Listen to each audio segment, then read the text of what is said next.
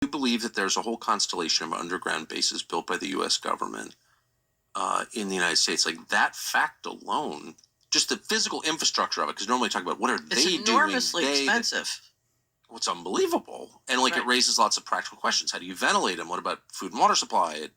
Where's the energy? Are we using breakthrough energy or? Where's the energy come? Right.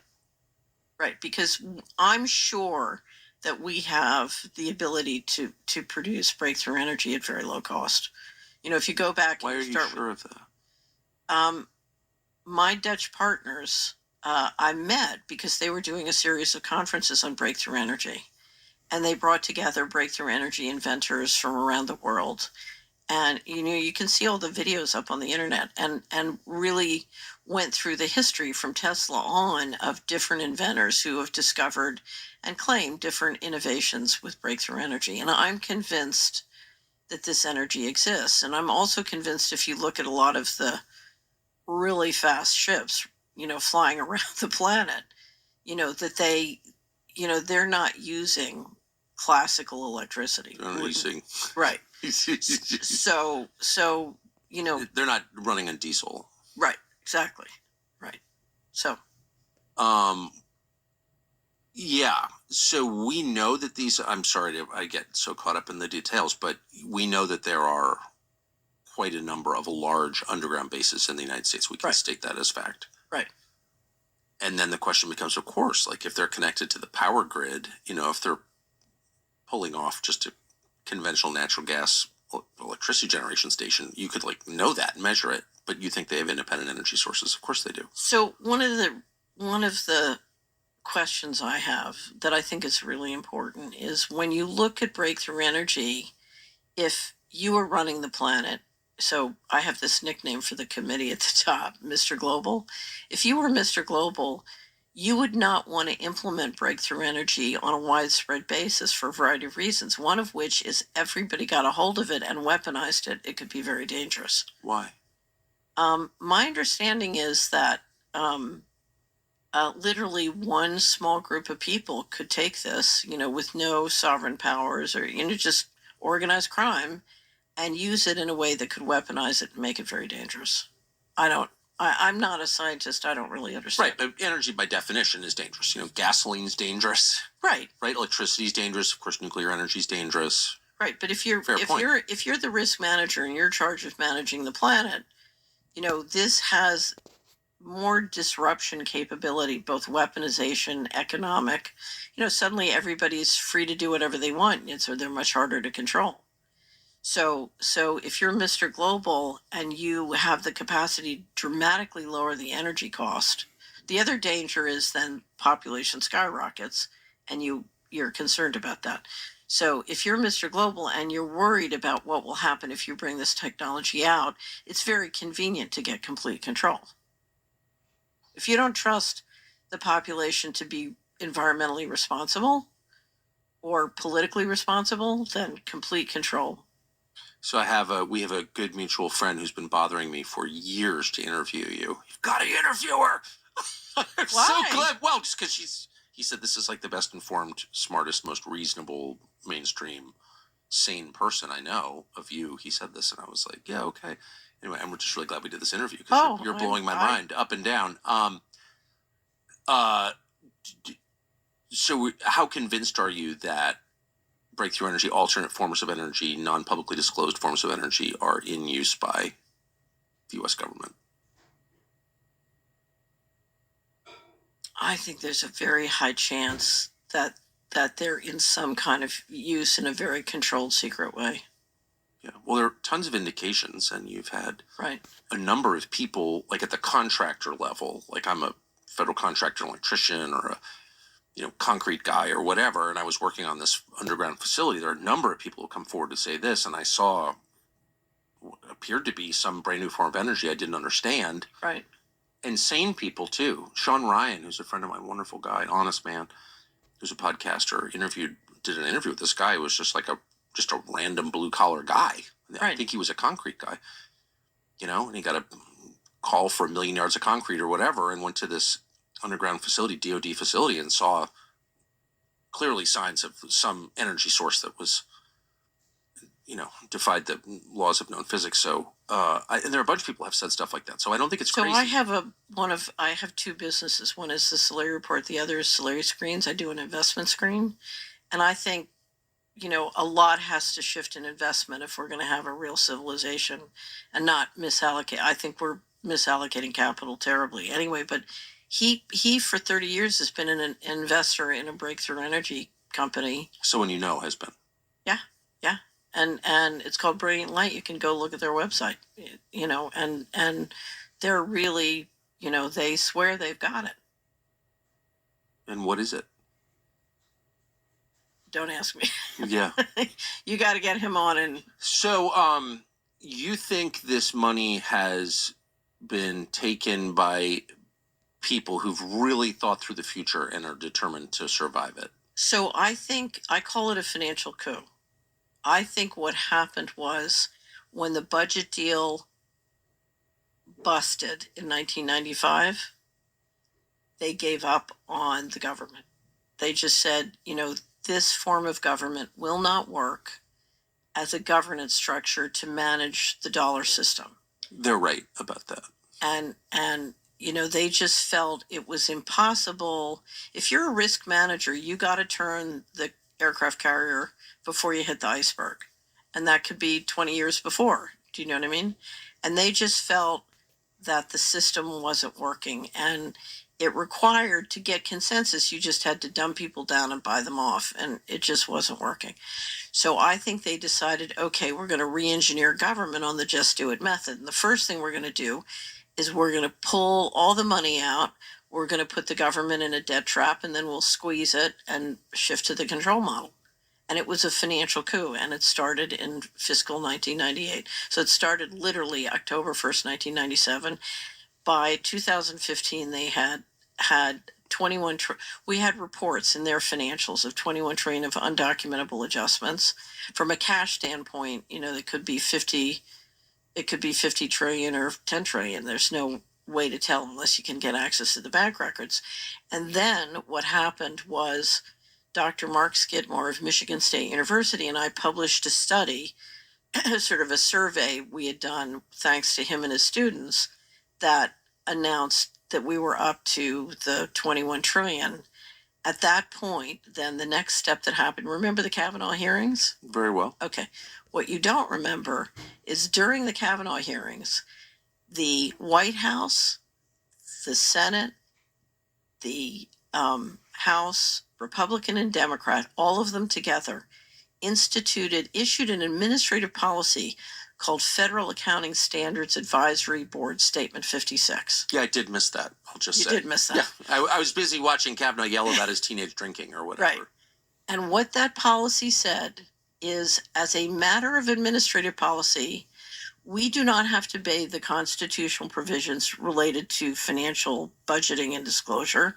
We do not have to obey the laws, and we do not have to obey the regulations.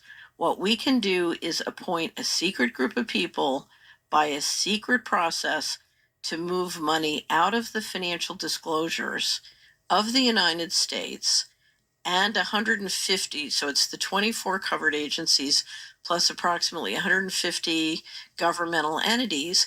And when you throw in the classification laws and the national security laws, it also applies to the big banks and contractors working for the U.S. government. Now, let me explain what this means as a matter of investment. When I look at the U.S. large cap stock market or the U.S. bond market, the treasury market, I have no financial disclosure that has any meaning. Everything's secret. I have no idea what it means. If I pick up the financials of a New York Fed member bank that is running the U.S. Treasury Department's bank accounts, or if I pick up the Treasury financial statements, they're meaningless. They don't mean anything. What's missing? You can't know. All you can know is a secret group of people can make whatever they want go missing, and you can't know what it is. It's all secret. So I'm looking at half the cake, but I don't know what part of the cake is missing. So it's meaningless. You don't even know if it is half. Right. I don't. It's it has reached a level of absurdity where, but the absurd thing is, as a legal matter, to take the position that an administrative policy agreed upon by the uniparty can overrule the Constitution, can overrule the laws, and can overrule the regulations simply by, like you wave the wand and suddenly magically law doesn't matter. I mean, now you're talking, and you also saw this in the financial crisis. A decision was made by Eric Holder in the Department of Justice to not prosecute HSBC. There's a wonderful video on the Best Evidence channel by John Titus about this whole thing. And basically what they said is a systemically important, this is under the BIS. There's a definition under the BIS, under the Financial Stability Board, of a financially systemically important institution. Right. These institutions are free to break the law with they're free to break the law. At most, all they have to do is kick back a piece of the profits to the Department of Justice. So it's like a formal kickback system. And what you're saying is that you're taking the sovereign immunity of the BIS and through the New York Fed, extending it to the banks that are running these operations. JP Morgan and the rest, Bank of America. Yeah. Right. So what you've done with the BIS, the IMF, the World Bank, the UN, you've created all these different organizations. And if you look at, we did like 40 in Latin America, you've created an international overlay of organizations that have various forms of sovereign immunity. Of course, the big one being the BIS. And so if they are free to break the law, I mean, if you look at the financial crisis, what you're saying is these companies can lose trillions of dollars, have it replaced by the taxpayer, and keep on going. So now is the point of the conversation where I have to ask the obvious question, which is, who are these people? So can you name some of the people who you believe are making these decisions, whose decisions are effectively, as you just said, above the law, have effective immunity?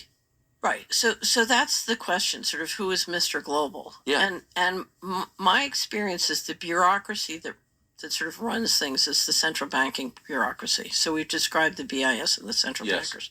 So think of the planet as a house. So you have the house, then you have financing the house, that's the mortgage.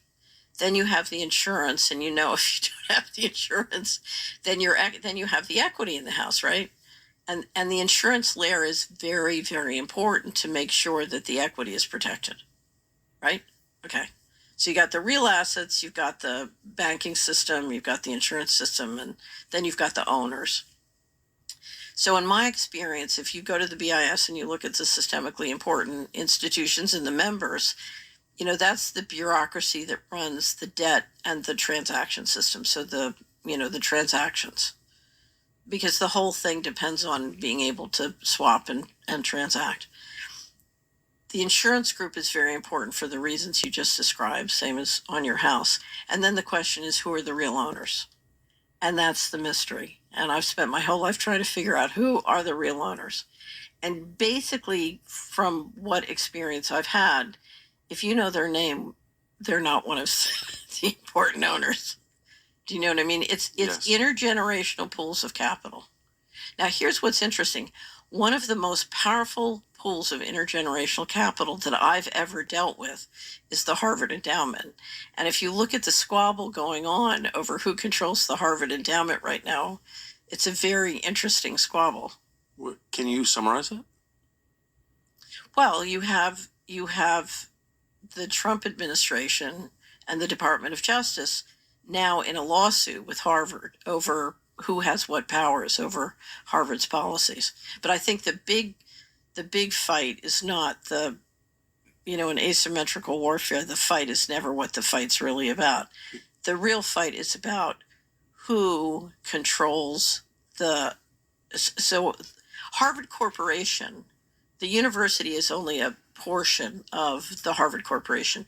The Harvard Corporation runs the university and it runs the endowment. Okay, and the Harvard Corporation, in my experience, is one of the most important investment syndicates in the world. And because they have a tax exemption, they don't have to pay taxes.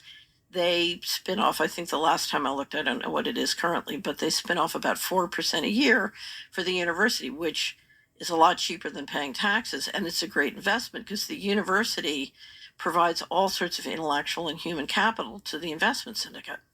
So it's a very brilliant, elegant model. And my theory is it was the model that was really created to sort of compete with the Vatican and the Catholics, who had 2,000 years of diplomatic immunity and no taxes. Anyway, but it is, the Harvard Corporation is run by a perpetuating board. So the board members, if board member leaves, they pick a new board member. So it's a self-perpetuating board. And my guess is behind the scenes, if there's a fight, one of the fight is who gets on that board, because then you control a $50 billion plus endowment. And a $50 billion plus endowment, which now has a 39% private equity portfolio. And these are, I said on Money and Markets, which is our weekly show, I said the other week, if this is a monopoly board, that would be Park Place. There's absolutely so much. Let me just move back once again to something that you said about policymakers, the Congress, the central banks, the White House, giving up on the American model in the mid-90s when the budget deal failed. I think you said it was 95. I vaguely remember that. This democratic system, or whatever version of a democratic system we have, our system is incapable of self-perpetuating long-term. It's just too dysfunctional, and that's obviously true. It's too corrupt. It's too corrupt. It's clearly true. Everyone senses that. This isn't working. We're going to get a new system. They figured that out 30 years ago. The one kind of brick wall that is looming right in the windshield is the debt meltdown. I mean, Ray Dalio talks about it every single day. Like, we have too much debt. People are going to stop buying our debt because it's clearly a bad deal. And what happens then? And you suggested the control grid is in part designed to manage the population during that moment, maybe? Yeah, in part, yeah. So if you want to move people to a much lower economic footprint, let alone do it on a shocking basis, having complete control is obviously very convenient. Okay, so the bottom line is everybody's about to get a lot poorer. Not everybody, but the majority is about to get a lot poorer. Depends on how they do that. If you bring out breakthrough energy, you can soften the blow.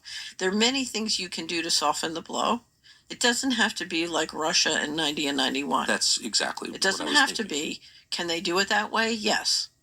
So it comes down to who governs, and do they want to do it. One of my favorite lines is from Tina Turner. She says, we can do this nice or rough. Yeah. And we could do it nice, and we can do it rough. There are ways of doing the control grid nice, and we can do it rough. And what are they planning? I don't know.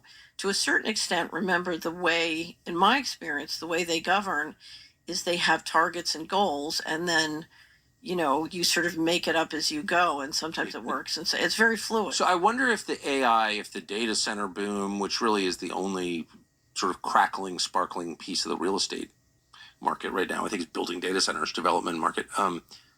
Just call them control grids. Control grids.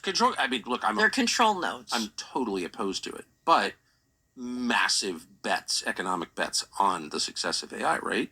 And the missing piece is energy, and how do you power all that? And we're already, as you pointed out in an analysis I read, you have to bring out the breakthrough energy. That's what I'm saying. Right. So either they're going to build it on coal deposits in Wyoming, or, which is going to be kind of hard because they're going to have to say all that climate stuff we've been yelling at you about for 30 years is total bullshit. Now we're burning coal.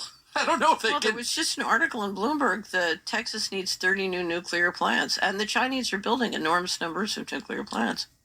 Yeah, and there are risks in nuclear. I mean, I'm a right winger, and I've always defended nuclear, but let's be totally honest. It's not risk free, big time. Well, here's the thing: how do you govern and manage nuclear plants with leadership that's not agreement capable? Completely, and also in a country that's not turning out enough people in the hard, not enough engineers. Right. Right. So no, there are huge problems with that, and but that's that question is being forced on policymakers. What do you do about energy? What do you do about energy? What do you do about wind and solar? We're going to be laughing about that in 5 years because it's just silly. Well, one of the things you can do about energy is depopulate. Right. And I know for a fact, I'm not guessing at this, that there are people running countries around the world who've thought about, like, what does AI mean for my population? It means I've got too many people. So this is something, I know this for a fact, I'm not guessing, that leaders of countries are talking about between each other. Like, I know that. And I'm not saying they're committing genocide or whatever, but they know that they're about to. They're just looking at hard statistics. They are. That's exactly right. So there's another thing that I don't understand very well. I've just listened to people, but if you listen to Sean Parker saying I'm going to live to 145, or there's an interview where the president's son-in-law says, you know, we're going to be the last generation to die or the first generation to live forever. So you clearly have a group of people biohacking who think they can engage in massive longevity. It makes me want to start smoking again. I'm just being honest. I don't want to be, I just want to move.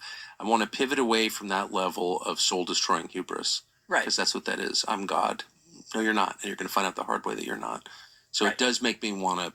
Right. But what I'm saying is if you truly believe you can do that, and you're not going to allow the general population to do it for environmental reasons, then you would be for depopulation. Of course. Right. No, that's totally true. Right.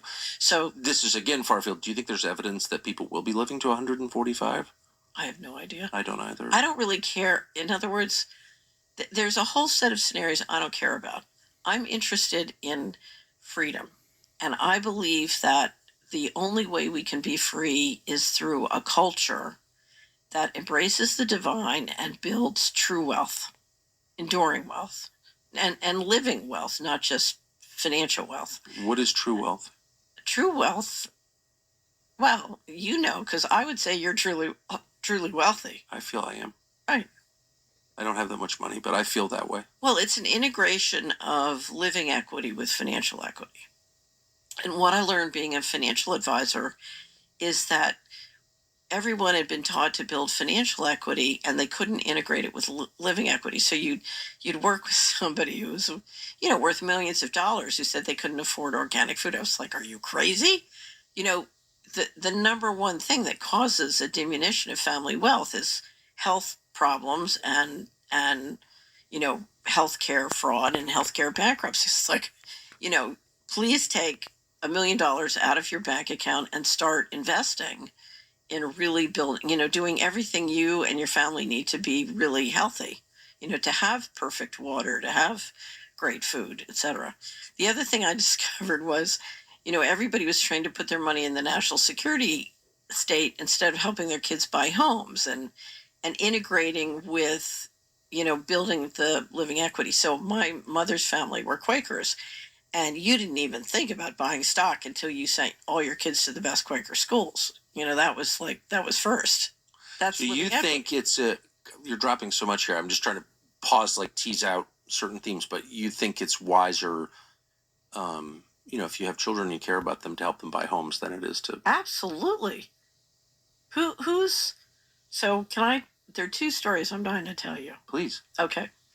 During the litigation, you know, you get in the situation. What litigation? So I litigated with the Department of Justice for 11 years.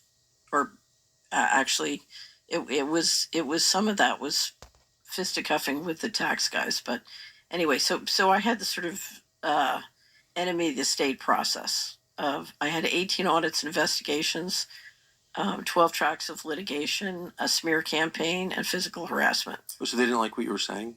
They didn't like the idea that I would try and stop the mortgage bubble. They really wanted to have a mortgage bubble.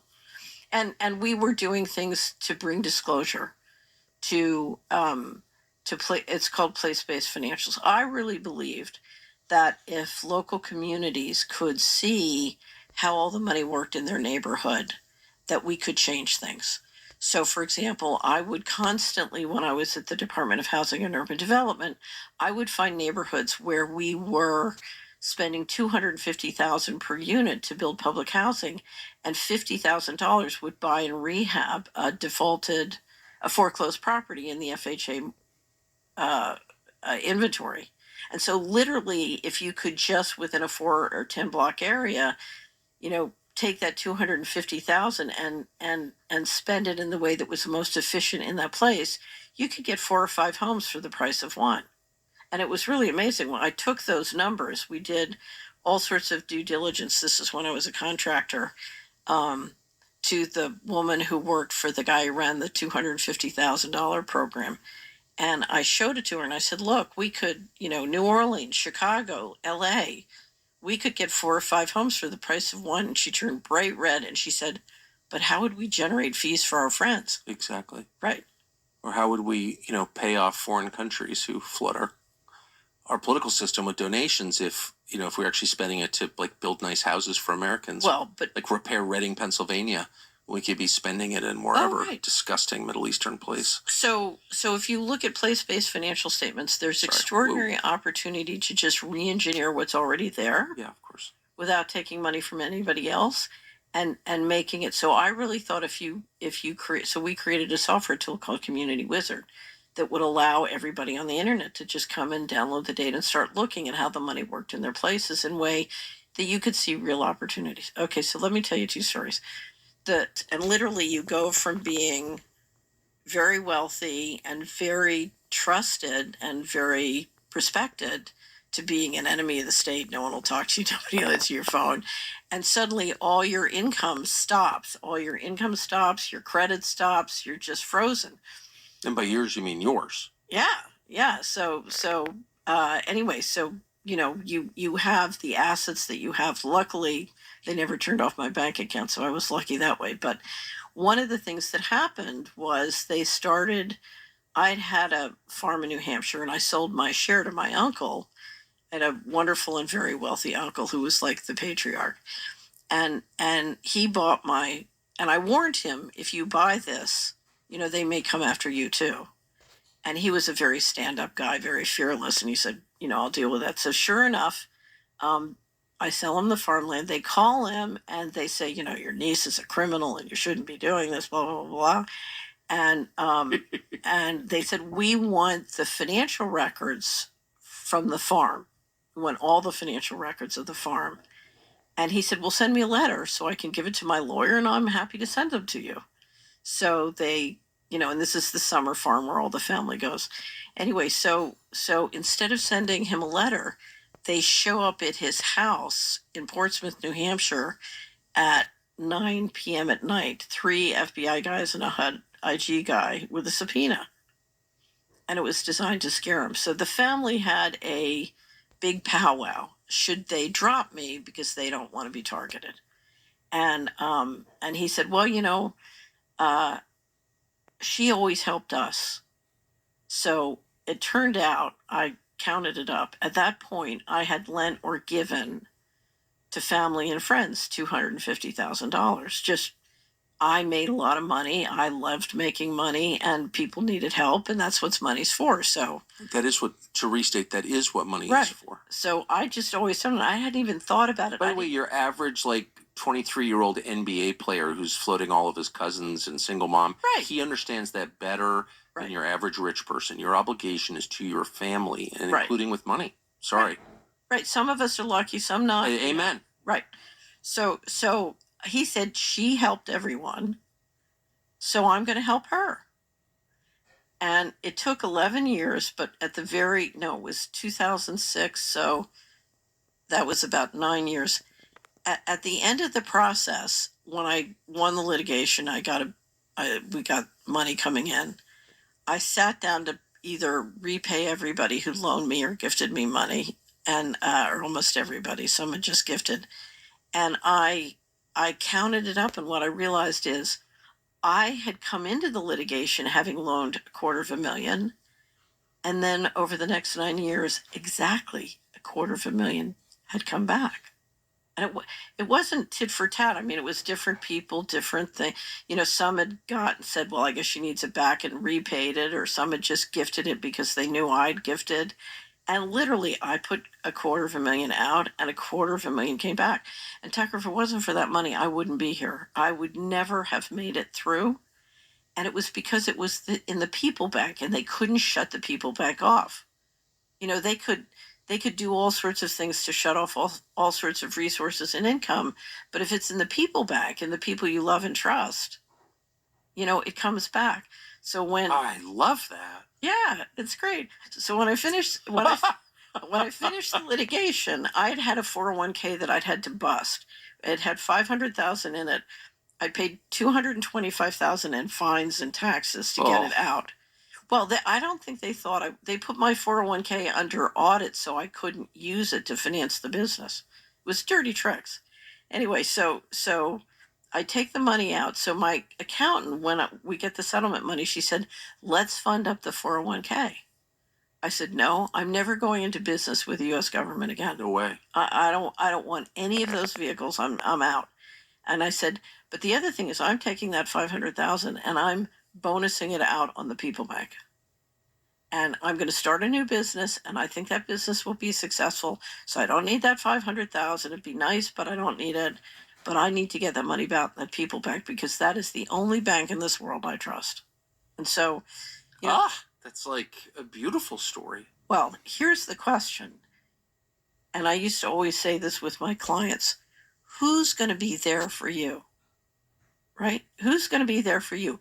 That's the People Bank, and you want to invest in the People Bank. Now, it may not be money. It may be time. It may be help. It may be... There's a wonderful book called Family Wealth by a guy named James Hughes. I don't know if you've ever heard of it or seen it. And basically what he does, my great uncle didn't like the book so much. He said, you're trying to turn our family into a corporation. I said, no, I'm not. But it basically teaches a family how to conspire together. It basically have a dinner once a month or once a whatever and talk about what's in your heart to do. You know, this person wants to do this. This person wants to do this. Some things make money, some things don't. But help each other be successful at whatever your passion is, and work as a family. You know, I always at Solari we say, don't worry about if there is a conspiracy. If you're not in one, you need to start one. And a great family should be a conspiracy where you're trying to help each other succeed. I love that. Yeah. I mean, these are ancient and, with respect, very obvious points. Exactly. But I don't think I've heard someone say them in a long time. Well, but if we're going to build a successful culture, that culture has to be good at building wealth, living wealth and financial wealth, both on an integrated basis. So if you come to Solari, we have a curriculum called Building Wealth, and it has 6 pillars.